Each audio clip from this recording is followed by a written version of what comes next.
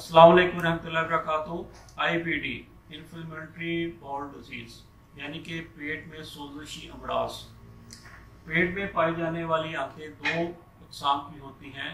छोटी आंत जो मैदे के बाद ड्यूडेनियम से शुरू होती हुई बड़ी आंत के शुरू होने तक ख़त्म होती है, और बड़ी आंत छोटी आंत के ख़त्म होने के बाद शुरू होती है जो रेक्टम और एनस तक ख़त्म होती है।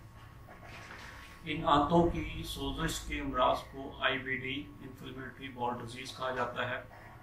फिर आंतों के लिहाज से इनकी भी दो अक़साम हैं। छोटी आंत की सोजश जिसको क्राउन डिजीज कहा जाता है, और बड़ी आंत की सोजश जिसको अल्सरेटिव कोलाइटिस कहा जाता है। छोटी आंत में सोजश जो सी है वो किसी भी जगह पे मुमकिन है छोटी आंत की, और छोटी आंत के साथ मुमकिन है प्रॉब्लम शुरू हो और बड़ी आंत को भी मुतासर करे, तब भी हम इसको क्राउन डिजीज ही कहा जाएगा।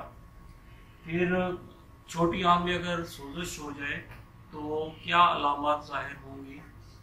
मरीज़ को अक्सर मुंह में छाले रहेंगे और मरोड़ उठेगा, पेट में शदीद दर्द होगा, बार बार पखाने की हाजत होगी, मतली होती है, भूख कम हो जाती है, खून की कमी होती है, कभी कभार पखाने के साथ खून भी आना शुरू हो जाता है। ये अलामत होती हैं।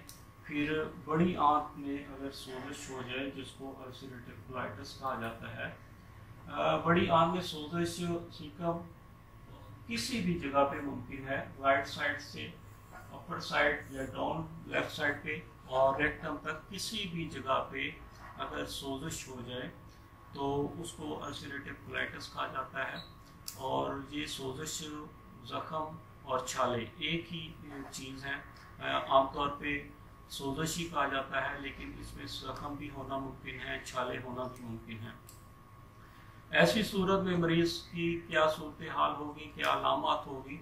उसमें भी मरीज़ के मुंह में अक्सर छाले रहेंगे, मरोड़ उठेगा, पखाने की बार बार हाजत होगी, खाने के बाद फ़ौरन पखाने की हाजत होगी, और मरीज़ कमज़ोर होगा, भूख कम हो जाएगी, मतली रहेगी, और मरीज़ जो सा है वो मीठा मीठा हल्का हल्का दर्द जो सा वो महसूस करता रहेगा पेट में। पखाने के साथ शुरू में सुर्ख रंग का ब्लड आएगा, फिर जैसे जैसे प्रॉब्लम बढ़ता जाएगा तो ब्लड का रंग काला होना शुरू हो जाएगा, और पास बार म्यूकस भी आएगा, रेशा पस आनी शुरू हो जाएगी।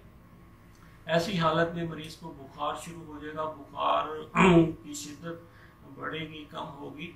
मतलब ये कि इंटरनली जैसी सूरत हाल होगी उस लिहाज से इन्फेक्शन का इजहार होगा, बुखार।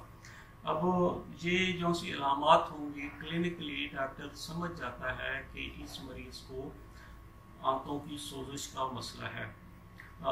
लेकिन मज़ीद तशख़ीस के लिए कोलोनोस्कोपी करवाई जाती है। कोलोनोस्कोपी में मरीज़ को अनीमा दिया जाता है ताकि आंत बिल्कुल साफ़ हो जाए। 10 आवर मेडिसिन दी जाती है। आंत साफ हो जाने के बाद फिर कोलोनोस्कोपी की जाती है, जिसमें मालूम हो जाता है कि किस हिस्से में कितनी सोजश है, ज़ख़म कैसे हैं और छाले कैसे हैं, और कहाँ कहाँ हैं, कितनी तादाद में है। जब कोलोनोस्कोपी की जाती है तो इंटरनली व्यू क्या होता है वो मैं आपको दिखाऊं। ये देखें, ये बड़ी आंत का एक हिस्सा है और बिल्कुल सेहतमंद हिस्सा है, बिल्कुल नॉर्मल हिस्सा है। इसका कलर जो सा है वो रेडिश पिंक है। ये लाइट का रिफ्लेक्ट या शेड है। ये देखिए स्पेस, आंत का स्पेस जो सा नॉर्मल है बिल्कुल, और अगर इसमें सोजश हो जाए, अल्सरेटिव कोलाइटिस शुरू हो जाए तो ये सूरत हाल हो जाएगी। ये देखें, ये छाले हैं और ये सारा हिस्सा स्वेल कर गया, सूज गया है और छाले बन चुके हैं। इसमें जो सा स्पेस है वो भी तंग हो चुका है आंत का इंटरनली। फिर इससे अगली जो सी स्टेज होगी वो इस किस्म की नजर आती है कोलोनोस्कोपी में। ये आंत का वही हिस्सा है जो मैंने नॉर्मल दिखाया था, और फिर दूसरा हिस्सा दिखाया, दूसरी तस्वीर दिखाई थी। ये तीसरी ही तस्वीर है उसी हिस्से की। ये देखें, ये स्पेस जो है मजीद कम हो गया है स्वेलिंग की वजह से, और ये पस फॉर्मेशन यानी कि पीप पड़ना शुरू हो गई है, ये छाले हैं सफ़ेद, और ये ज़ख़म है, रेडिश हो गया है, स्पेस कम हो गया है आँख का अंदर वाला, और पीप पड़ चुकी है। और आप गौर करें तो इसमें ये हिस्सा जो सा वो कुछ ब्लैक भी है, काला नज़र आ रहा है, यानी कि ये अगली स्टेज में वाज़ेह तौर पे नज़र आएगा कि ये आँख अंदर से गलना शुरू हो चुकी है। और ये देखिए, ये पस फॉर्मेशन, रेशा या पीप की मिकदार भी बढ़ चुकी है, ये सफ़ेद छाले हैं और ये सुर्ख ज़ख़म है।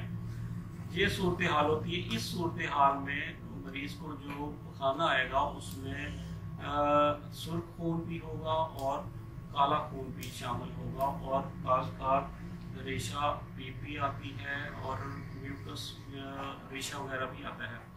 ये इंटरनली सूरत हाल होती है जब अल्सरेटिव कोलाइटिस हो जाए किसी मरीज़ को।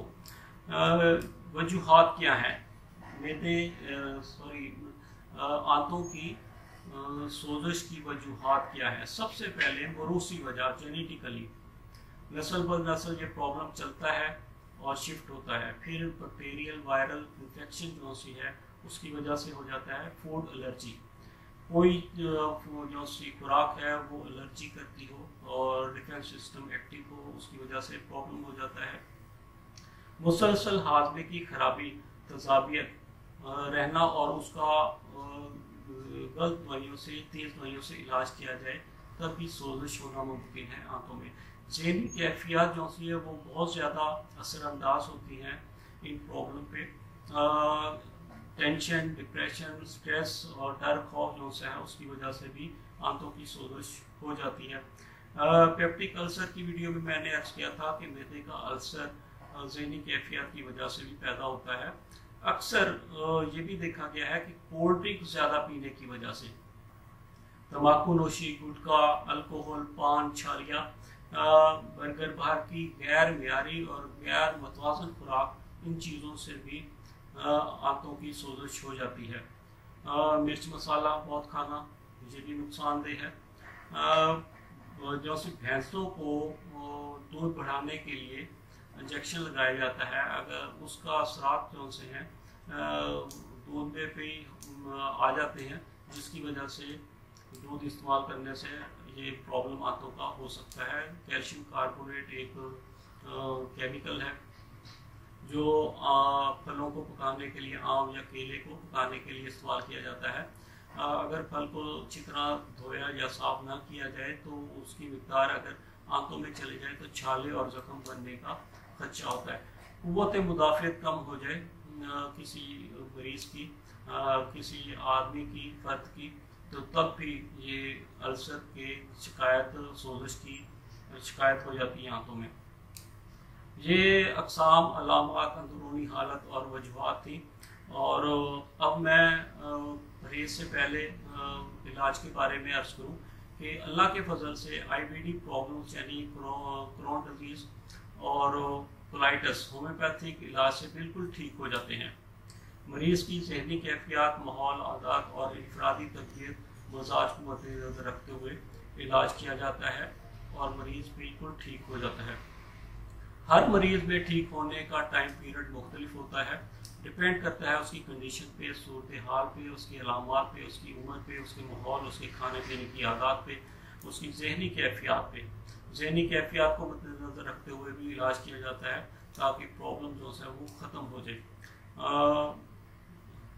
ये नॉर्मली जो सा है कंट्रोल में आ जाता है 3 माह में, और 6 माह तक ट्रीटमेंट मुमकिन है जारी रहे। लेकिन फिर वही बात कि मरीज़ की कंडीशन पे डिपेंड करता है कि ड्यूरेशन ऑफ ट्रीटमेंट कितना होगा। यहाँ ये भी अर्ज़ कर दूँ, सेल्फ मेडिकेशन बहुत नुकसानदेह है। सेल्फ मेडिकेशन चाहे होम्योपैथिक हो, एलोपैथिक हो, यूनानी हो या देसी घर के टोटके वगैरह, तो ये सब कॉम्प्लिकेटेड कर देते हैं, केस को बहुत नुकसान देते हैं। फिर उसके बाद सही दवाई का रिज़ल्ट भी तवक्को के मुताबिक नहीं मिलता, इसलिए सेल्फ मेडिकेशन से बचें।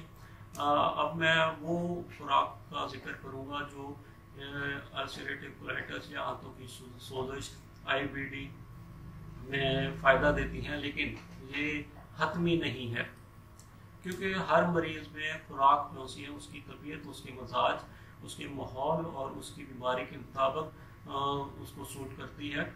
जनरली जो सी चीज़ें हैं उनमें कद्दू, टीडा, सब्ज़तोरी, शहद, प्याज, बंद गोभी, दाल, मूंग, खिचड़ी, शलगम, साग, पालक, गाजर, फिर केला, सेब, नाशपाती, जामुन, अनार, ऐसे फल जिनमें बीज हों उनको अवॉइड करना चाहिए। अनार अच्छा है लेकिन ऐसे इस्तेमाल करना चाहिए कि बीज ना जाए, पेट में सोजश वाली जगह पे ही बीज जाके प्रॉब्लम पैदा करते हैं। फिर ऐसी चीज़ें जो नुकसानदेह होती हैं लेकिन ये हतमी नहीं, किसी भी मरीज़ को क्या सूट करता है क्या सूट नहीं करता ये डिपेंड करता है उसकी कंडीशन पे, वो डॉक्टर फैसला कर सकता है बेहतर।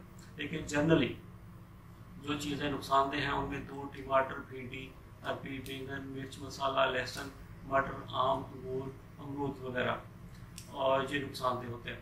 और आखिर में मैं फिर अर्ज कर दूं कि सब मेडिकेशन से बचें और होम्योपैथिक से ये तमाम प्रॉब्लम ठीक हो जाते हैं। अल्लाह हाफिज़, फ़ी अमान अल्लाह।